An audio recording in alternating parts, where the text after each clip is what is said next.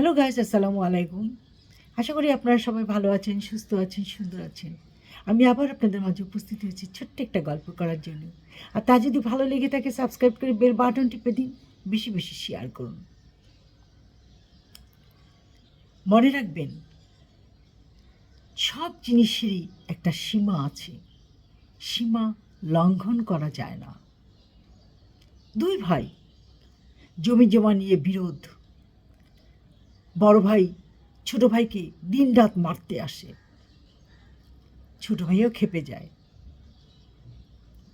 এক সময় ছোট ভাই বলেছে, ভাইয়া তুমি তোমার জমি নিয়েছো, এটুকু আমার জমি। আমার এই জমির উপর তোমার এত লোভ লালসা কেন? আমার সন্তান নাই, আমার সংসার নাই, আমার বাচ্চারা এই জমির মধ্যে থাকতে পারবে না? বলছে, আমি অত কথা বুঝি না, আমি আরও জমি চাই। ছোট ভাই এক পর্যায়ে খুব রেগে যায় এবং ঝগড়াঝাটি করে চলে আসে।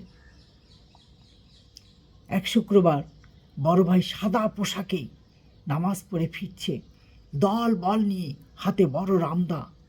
ছোট ভাই নামাজ পড়ে আসছে, ছোট ভাইকে লাথি মেরে ফেলে দিল। সবাই মিলে জড়িয়ে ধরলো।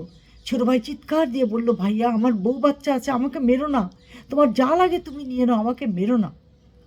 বড় ভাই আল্লাহু আকবার আল্লাহু আকবার বলে 3 পোজে ছোট ভাইয়ের দেহ থেকে কাল্লাটাকে আলাদা করে দিল। কেন দিল জানেন? সামান্য একটু জমির জন্য।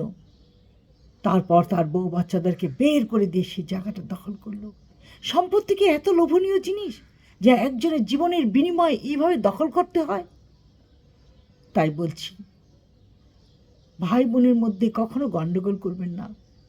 বাবা মা বেঁচে থাকতে জমি জমা ভাগ করে দিন, যেখানে কেউ কারোর সাথে গণ্ডগোলে জড়িয়ে কারো জীবন হনন না করে নেয়। আজ এই পর্যন্ত। ভালো থাকেন, সুস্থ থাকেন। আল্লাহ হাফেজ।